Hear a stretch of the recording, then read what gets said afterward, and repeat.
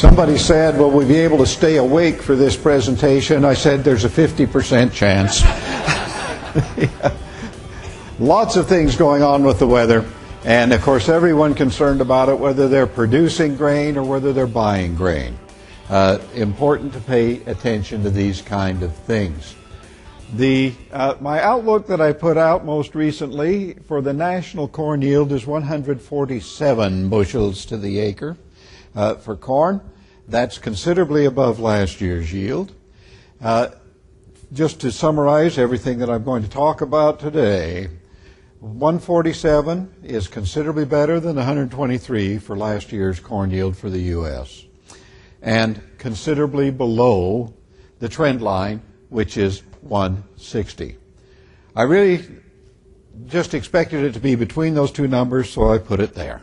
And that's about as good a calculation as we've got on that number this year, except that the market kind of goes with it. What we are seeing is extremes of weather. Here you see a child on a farm up near Waterloo, Iowa, in 8 inches of snow, and 2 days later with the chickens on the grass in the same spot.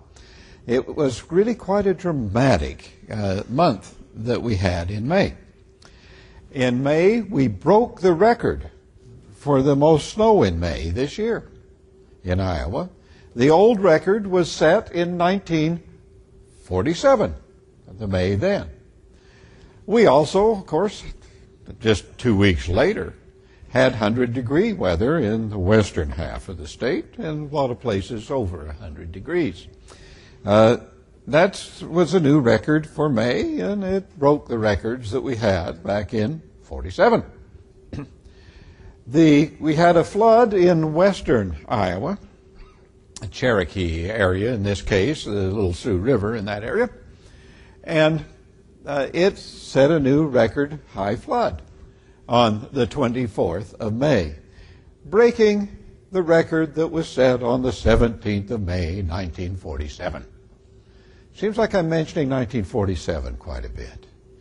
This is a year that we're in right now with the volatility of weather that we had seen back in 47. Every year people ask me, what is the year this one is most like? As if that would make any difference to what the weather was going to turn out for the year. But people like to know that. So I always look through all of the weather records and see what year was most like this one. And this year that we're having, and we start counting the new year on October the 1st, by the way, because after October the 1st, crops aren't using water. Trees, even with leaves, aren't using very much water. Lawns, still green, aren't using very much water. The precipitation that falls after the 1st of October goes toward next year's moisture in the soil. So we start the water year on October the 1st. That's New Year's Day if you're a climatologist or a hydrologist. One person accused us of being party-oriented people in our vocation. 2 New Year's Eves every year. I'm mentioning these things, however, because of the importance of managing risk. Risk in agriculture is a significant thing. We need to manage it for a couple of reasons. One, of course, for our own good, but also for everyone else's good. The most important industry on earth, agriculture. The largest industry on earth, agriculture. The oldest industry on earth, agriculture. So important. Food so important. Trade so important to nations. We would like to think that even if there's a rough year, the farms will still be in business next year. And we won't have such a disaster that it's got a many year down the road before there's a recovery. So risk management becomes a priority, not just for us as individuals, but for our nations. That we have a risk management. This is the age of risk management. The thing to remember about risk has numbers. And we can manage anything with numbers. If we know the chance of it being 2 is twice as great as the chance of being 4, we know something we can do about it by knowing the numbers. A lot of times people mix up uncertainty with risk.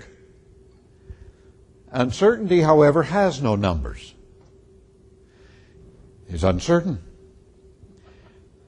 As soon as you get a number on it, then it becomes risk. And risk is manageable. If someone tells you there's a risk of having a flood in the next week because of what our river's doing, you say, what is that risk? They'll say, well, having a flood. You say, no, the numbers. How bad of a flood, and what's the chance of it occurring? Then you can manage it. If it's a 99% chance of having a flood that's less than 1 inch over the banks, maybe you don't care. If it's a 20% chance of having a flood that's 20 feet over the banks of the river, you care a great deal. And you make different management decisions. A lot of us manage our finances for our agricultural industry we're involved in with just money. Others are interested in the production. I'll plant a different hybrid. I'll treat my soil in a different way to manage the risk that we're facing this coming year, for example. But all of this, risk has numbers. We're paying more attention to it, and we should. And the practice that you've been doing with risk during the past 10 years, from the way things look, at least to me, for the next 25 years, your risk management practice of the last 10 years has been just that, practice, for what is needed now. And I'll point that out. We're headed for some years with very good crops, some years with very bad crops. Well, doesn't that always happen? No, it doesn't always happen. But let's talk a little bit about corn. A curious plant, an annual plant. As far as the corn plant itself is concerned, it reproduces by seed. It doesn't live till next year, no matter what. And if it doesn't have viable seed, that plant, if it could think, would say, I'll be extinct if I don't have viable seed produced. Here's a corn plant that was under really terrible conditions last year. And you peel back the husk on the corn, and you see about 3 good kernels, and all the rest of them aborted. Corn does that. It will put all of its effort into getting at least 1 viable seed. If it's doesn't need so much effort because things are better, it will have 16 rows of 40 kernels per row. But as times get tougher, it will drop things off, trying to get at least 1 viable seed.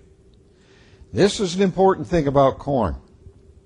As soon as it is pollinated, that plant loses all interest in doing anything except producing something viable. It loses interest in growing new roots. Rule of thumb, after silking, corn does not grow new roots. Effect: on wet years in the spring, we get poor root systems, and they never recover from being poor, because by the time the wet has gone away and the excess moisture is out of the soil, so the roots could go down the normal of 5 feet, they won't, because the plant is beyond the stage of growing roots actively.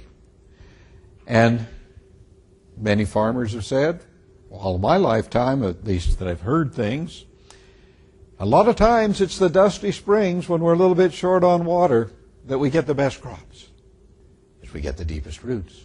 And it's the wet springs with the shallow roots that often turn out bad, like it did in 47 and 77 and 83. And you start to name the years that started off wet, poor root systems, and when it turned warm and dry, we had essentially crop failure. That wouldn't have been a failure, perhaps, if we would have had a situation of deeper roots to start with. So it aggravates the situation a bit. The USDA keeps records of yield. When you hear of a trend yield from the USDA, they're always talking about the best straight line through 30 years of record. 30 years of record on the screen for U.S. corn yield. The first third or half of the graph shows a lot of variability of corn yield in the U.S., ups and downs compared to the right-hand side of the graph. The right-hand side of the graph is more consistent. There are periods of time in our climate when we have high variability of weather causes high variability of yields. And there are the consistent times. Those would show up on the right side of the graph in this case. I've drawn a little box, a little rectangle, around 6 years from 2004 through 2009. 6 consecutive years of above trend line yield.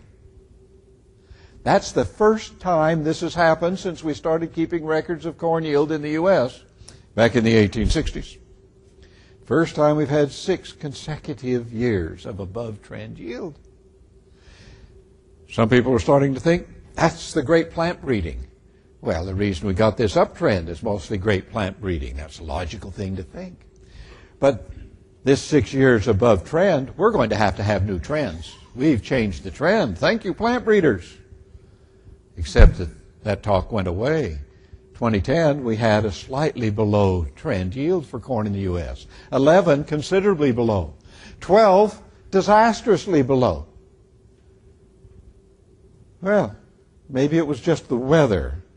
And the plant breeding, as good as it is, it's just got something to do with the trend that we've been seeing all along, which it does, of course.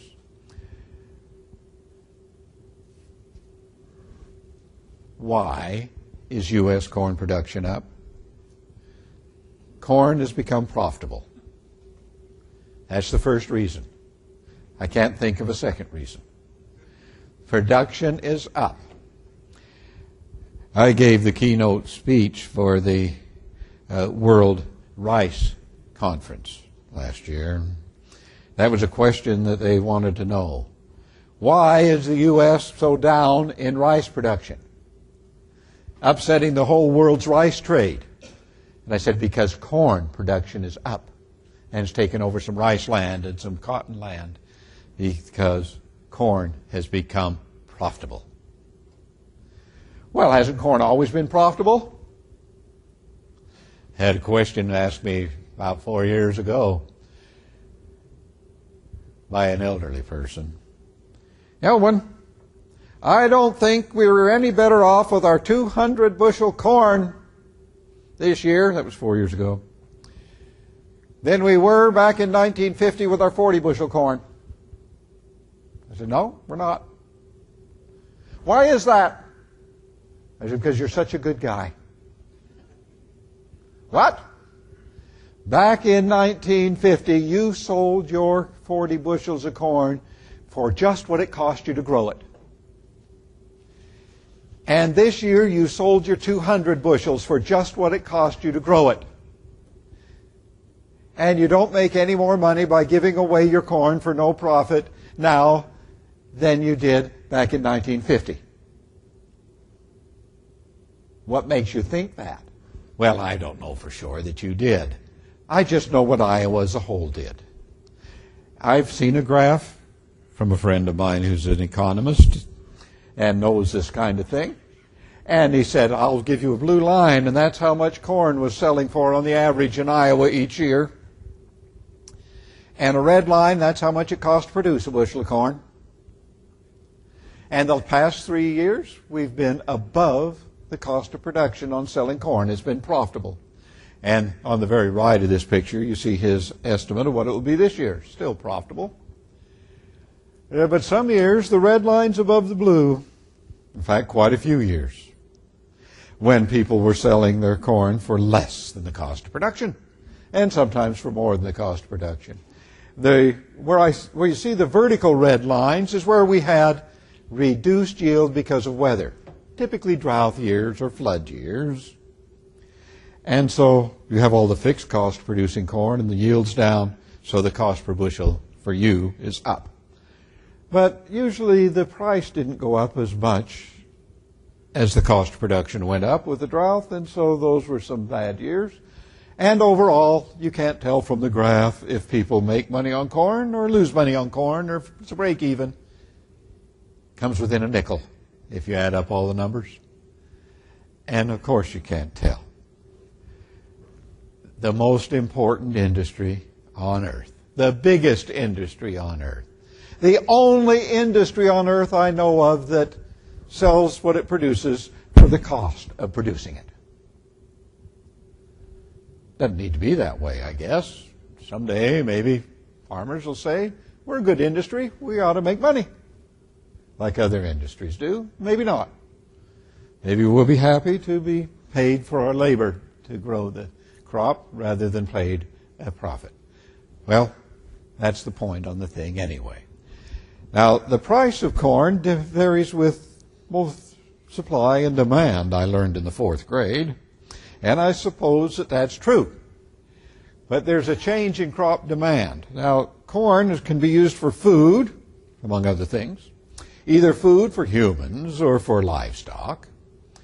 And if you get more people on the earth, an increase in population, you will have an increase in demand for food, whatever the food crop is. Not necessarily an increase in demand, however, for food for animals. When the population of people becomes more wealthy, then you get an increase in demand for food for animals, because a wealthier people eat animals and other animal products, whereas people that are just a larger population, no increase in wealth, will tend to consume plants. Food, the corn and other things are used for food and fiber. I don't know how fiber demand varies with the population and the wealth of the population, so I left that with just a question mark. And for energy, biofuel, one of the direct things of energy. And the fuel demand goes up very quickly with wealth. People get more money, they want to spend it on something that uses energy. It goes up a bit with the population as well. And as we switch from where our fuel comes from, does it come from fossils or from bio sources, from hydro sources, in other words, water-generated electricity or something, that will also change the demand. One person said in my hearing, we've never had to deal with anything like sharing our food supply for fuel before. And I thought, maybe you haven't, but I did. When I was 10 and 11 years old, we still farmed with horses. Back in 1950, the poor people still farmed with horses. Poor people still had horses then. Today it's different. It's the rich people that have the horses. But we still had horses, and the horses I call biofuel power equipment. The horses took 1/3 of our farm to feed, and then the horses powered our farm equipment. And I checked as best I could check in the literature, and that's about what it was for everybody. It took about 1/3 of the land to power the equipment that operates the land for farming in the U.S. and in other places. And curiously, the amount of biofuel that's calculated to be needed for what people think we need to keep our trade balanced and our dependence on fuel and our climate change under control will require about 1/3 of our farmland. That's a competition for the land, for fuel, or for food. About 1/3, the way it was back before the Second War. So we pretty much know what things would be like there. Here's the data on this. If you look at the lower left corner of this chart, there's a word there that mentions a nation, Ethiopia. And the energy consumption per capita goes high to low, just about as low as, probably the lowest we know of any country is per person is Ethiopia. They have a lot of money or very little, almost none per person. Country with almost no money per person, almost no energy consumption per person. You give somebody more money, they'll spend it on something that consumes more energy. Give them $1,000 more money, and my wife said, I want something to wash the clothes better. And she didn't have in mind a scrubbing board like Grandma used. She had in mind something that used power to wash the clothes around our house or the dishes. And so as we get more money, we spend it on something that uses more energy.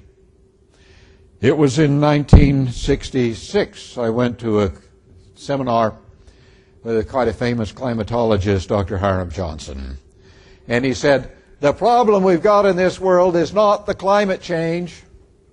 It's not the global temperature change. The problem is our hunger for energy. All the years since 1966 have proven that Dr. Johnson was exactly right. Here we are in the United States, number 5 in the world in how much money we have per person, number 8 in the world in how much energy we use per person. But everybody's pretty much in the same boat. More available money, more energy consumption. So, we're energy hungry. And this has caused some problems in the world. And it gets us to the point of biofuel. Why do we have biofuel? Number one, we have it because we like energy. Our hunger for energy can influence the climate. The influence that it's had on the climate is when we burn fossils, which we do to get most of our energy, faster than the earth creates fossils, it's going to increase the carbon in the air. There's no way around that. That's what's going to happen. And the carbon in the air has gone up. Since I was in high school, it's gone from 312 to 386. And the big reason for that is we're burning fossils faster than the earth creates new fossils. But if we use bioenergy, this approach is a totally renewable fuel. That is something that when we burn it, it puts carbon in the air, and when the thing that we burned grows some new for next year, it takes that carbon back out of the air. And so a biofuel that's a true biofuel would not have the problem of increasing carbon dioxide in the air that you hear so much about in the news these days. But bioenergy is also a food-fuel trade-off, and that worries some people, of course. This is the graph of how the carbon dioxide's gone up since 1958 when we started measuring it, up to the present time. It goes up and down every year because plants grow in the temperate time of year, and we burn a lot of fuel in the cold time of year, but overall it's up because we're consuming fossils faster than the earth makes new ones. I want to talk about precipitation in the Midwest, now that we're talking about production of grain, since precipitation is so important to it. Precipitation in the Midwest has a cyclic nature. In fact, it's a multi-cyclic nature, more than one cycle going on in the precipitation. It cycles through the year. June is usually the wettest month in Iowa, and sometimes it's July, but usually it's June. That's the annual cycle. We have a 10-year cycle. We have a 60-year cycle. It's multi-cyclic. And this thing that you hear about in the news called climate change may be having an effect here also, in that the Midwest as a whole receives 10% more annual precipitation now than we did back in the 50s. The curious thing that happens with that, it was back in the 50s when people said, we ought to know what a 10-year flood is, a 20-year flood, a 50-year flood, a 100-year flood, so we can manage risk of floods. And they calculated what a 100-year flood was from the amount of precipitation we got every year on the average back in the 50s and before. And it was right. And now we get 10% more. And 10% more precipitation causes double the amount of water to go down the rivers. Because the crops used to use just about all the water that fell, and the extra is what was going down the stream. 10% more precipitation in Iowa doubles the water in the stream because the crops didn't need that extra moisture.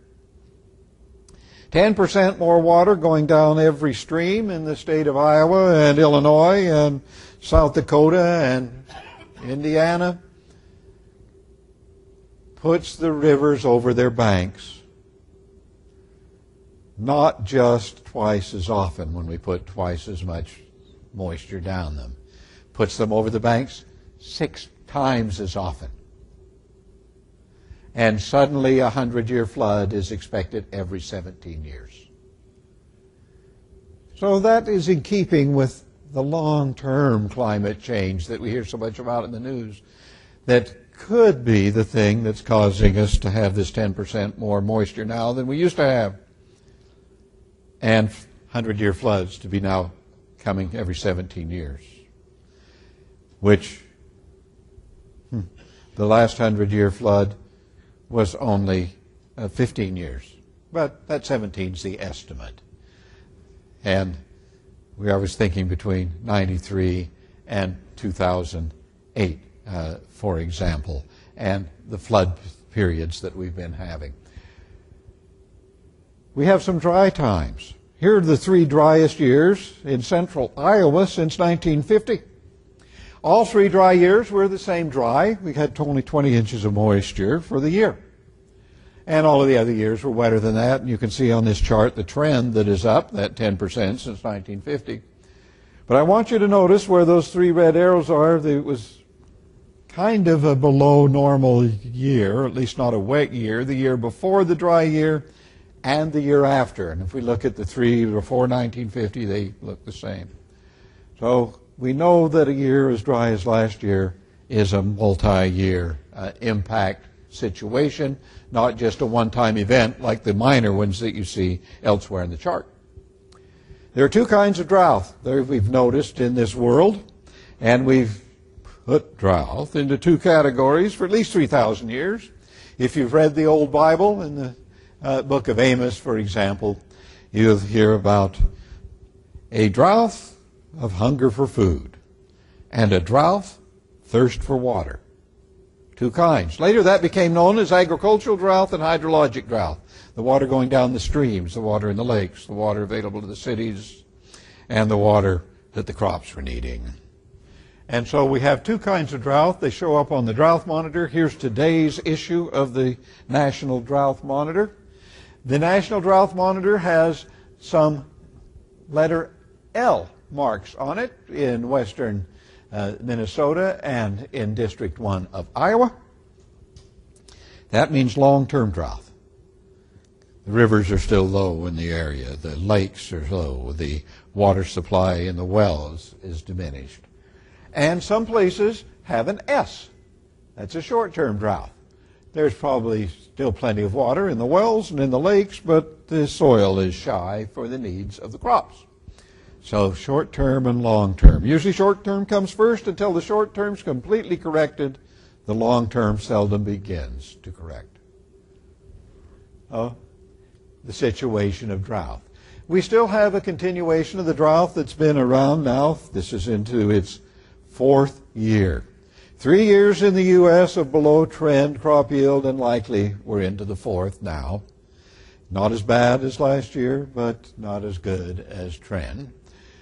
But the Corn Belt, it's only the extreme western Corn Belt that still has the drought in the soil and in the long term at the present time. But it will still likely have some effect. This drought was associated with the 2nd strongest La Nina in recorded history. We hear about El Nino and La Nina. El Nino pretty much the friend of the Midwest farmer. La Nina not the friend of the Midwest farmer. And this La Nina showed up, and with the La Nina, yes, the winter might be wet in the Ohio River Valley, but everything south of that, dry, and some places dry and warm for the winter. And some places, like in Canada and Montana, Washington State, the winter will be wetter than usual and colder than usual. It was an interesting thing. For those 6 years of above-trend yield in the U.S. Corn Belt, the people in western Canada and bordering on Montana were beginning to think they were in a climate change drought that might prevent them from even growing wheat in the near future. 6 years of wheat drought, while we had 6 years of corn plenty. And then came the La Nina, and we went to drought, beginning in Texas and New Mexico and the Carolinas, and then it spread to other places. And in Canada, they went from 6 years of drought to wet conditions. Argentina, by the way, responds to El Nino, La Nina about the same way as the U.S. Corn Belt. So the La Nina, corn is at risk. Wheat crops are usually, especially those in the West and up in Canada, are usually good. So they usually go the opposite of what corn is doing. And this being the response to El Nino and La Nina, basically for at least these two of the four very important agricultural grain crops, corn and wheat, and especially in this hemisphere. El Nino for the U.S., the friend of U.S. production, and La Nina, not the friend of production, with Canada just the other way around. We keep track of what's going on by the air pressure. And when the air pressure says the SOI, which is our abbreviation for air pressure, up in the red area, here we were at the second strongest La Nina. Strongest one was in the mid-50s. And it changes where the high and low pressures are in most of the earth and brings drought our way. In this case, it went away, but it took a while for the weather to get back to normal about there. And right now, we didn't switch from La Nina to El Nino as most of us assumed we would. There was about a 60 or 70% chance of going there and about a 30% chance of it coming back up to here. And it looks right now, here's the day before yesterday's value, that we're headed right back up toward La Nina, which would be just about as bad as we can imagine for the Corn Belt, having started off with a wet spring. That flood that came right after the 6 years of drought in Canada and Washington and Montana washed out their transcontinental highway, the Canadian Highway 1. Here's the flood area. That flood, of course, had to drain somewhere. It came down the Missouri River, and as we were going into drought, was bringing floods along the Missouri River, western Iowa, and the people in that vicinity. Right now, there's floods in Europe. This farmer's probably distressed. These are the worst floods in Europe, at least in many parts of Europe, covering the red areas, of 500 years, 501 years actually. So having disastrous floods there. This will have a world impact, of course, on grains and other agricultural things. Well, here we are, perhaps going back into a La Nina. Even without going into a La Nina, I had still made my estimate of yield for this year to be at 147, somewhere between where it was last year over here in disaster area and here above trend. I'm putting it right there. The likely value of corn in the Corn Belt, the December contract at Chicago, while we're out harvesting, 553. If we have 147 bushels. The price of corn this morning when I looked at the market, 544. This morning when I looked at the market, they were expecting the U.S. yield to be 149 bushels to the acre for corn, at least for that price that goes along with these things. And if you want to write down something today, if the yield for the nation turns out to be trend, 160 bushels, corn will be worth about $4.55. If it turns out like last year, it'll be up here around $8. If it turns out, like I said, $5.53. If it's 155 bushels, which is the number the USDA has mentioned most recently, $4.85. The likely December contract values at harvest time based on what the yields might be. I'm kind of watching pencils here before I change this slide. The picture at the bottom showing the ocean temperature if we're having a La Nina. Cold along the equator west of South America, warm north of Australia. That is the ocean condition typical of a La Nina. It's the opposite of that if it's an El Nino, and we pay attention to things like this. And here is what is going on now. This was a week ago. The ocean was cold, and this is this morning up at the top. And the ocean is cold along the equator. That looks like it's moving back toward La Nina. Here's the way it looked in March. It was warm. Now it's gone cold. So the ocean temperature and the indication of air pressure giving us some hint that we're not moving toward the favorable condition for the Corn Belt. If you didn't know what was going to happen back in the time period around 1950 and 60s, you didn't know what the weather was going to be, you would assume, well, it spends most of its time down here in this blue area, which is La Nina, and just be pessimistic.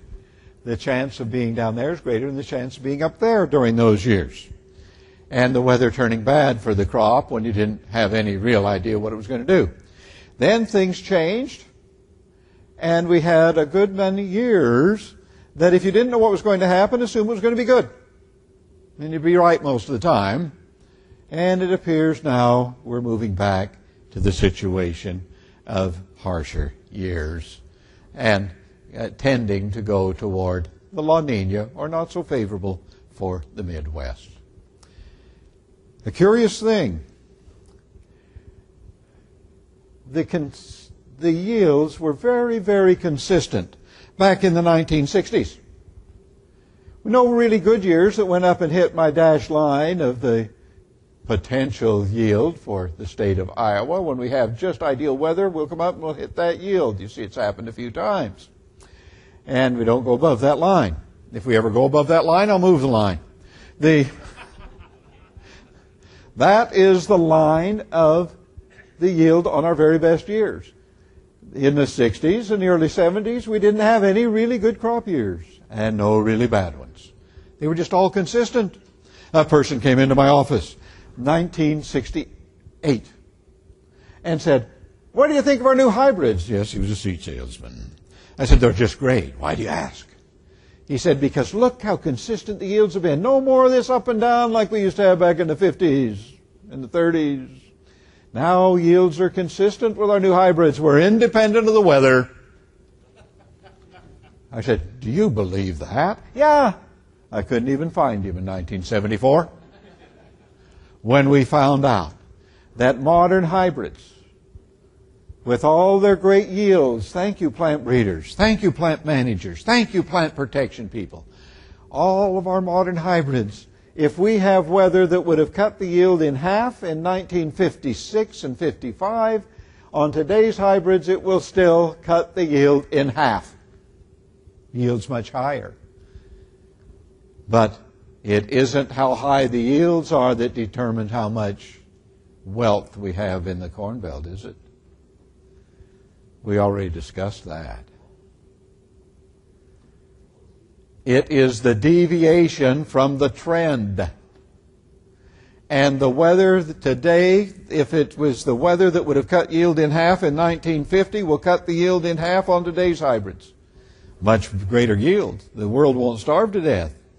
But it will hurt our economy just as much as it would have when we're getting 40 bushels and cut it down to 20, as when we're getting 200 bushels and cut it down to 100. The impact will be the same. And I look at these pictures. A variable time was 25 years. I looked at history as long as we've kept records of corn yield in this country. And this was the third time of high variability. And this was the fourth, and all four of them are 25 years. And this was the third period of consistent yields, 18 years, same as the previous two. And this was the next 18 years. And 2012 was year one of the next 25, when we expect yields to bounce between the dashed line and where we were last year. And risk management become the most important thing in your life. Well, they say, can you make profit when you've got yields doing this in today's world? Yes.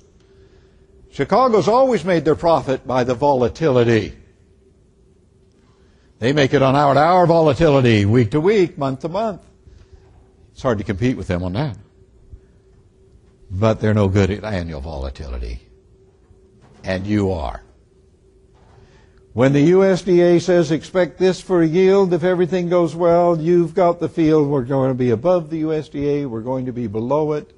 You know which side it's going to be on. You know what to do to have that be profitable for you. That is your risk management. If you don't know, find out. Because the people that know may find the next 25 years the most profitable in the generations. And the people that don't know are going to quit farming. What are we doing to help that? Well, at the university level, a farmer came to me and said, you got weather stations? I say, yep. Weather stations tell us the wind and the air temperature and how much water a crop could be using, if it can get it. I said, that's right. That's what they do. We call it potential evapotranspiration. He said, but I read that the amount of yield we actually get is how much water the crop does use compared to how much it could have used. I said, that's right. You take the ratio. Actual water use to potential water use. And that tells you what your crop could be. And all crop forecast models that are any good, that's what they're based on. He said, how can I get that information? I said, go out there and measure your soil every week or two. He says, that's pretty labor intensive. Is there an automatic way? Yeah. We've had that since the 1980s now. We can put a moisture sensor out here under the corn and the soybeans. We'll put one down 1 foot, one down 2 feet, one down 4 or 5 feet. And we'll see how much water the crops are using. And we'll calculate how much water they could have used. And we'll take the ratio and we'll know what the yield could be. Better than we've ever known it before, and we'll know how much water's left in the soil. That will help us with our management. The farmer said, how much does a weather station like that cost? I said, by the time you buy it, install it, get it working, it'll be $12,000. He said, oh, that's expensive. I said, that is farm equipment. He said, that's relatively cheap. And he got out his checkbook and he said, why don't you buy one of those for the university and install it somewhere around here and let me see how it works. There it is.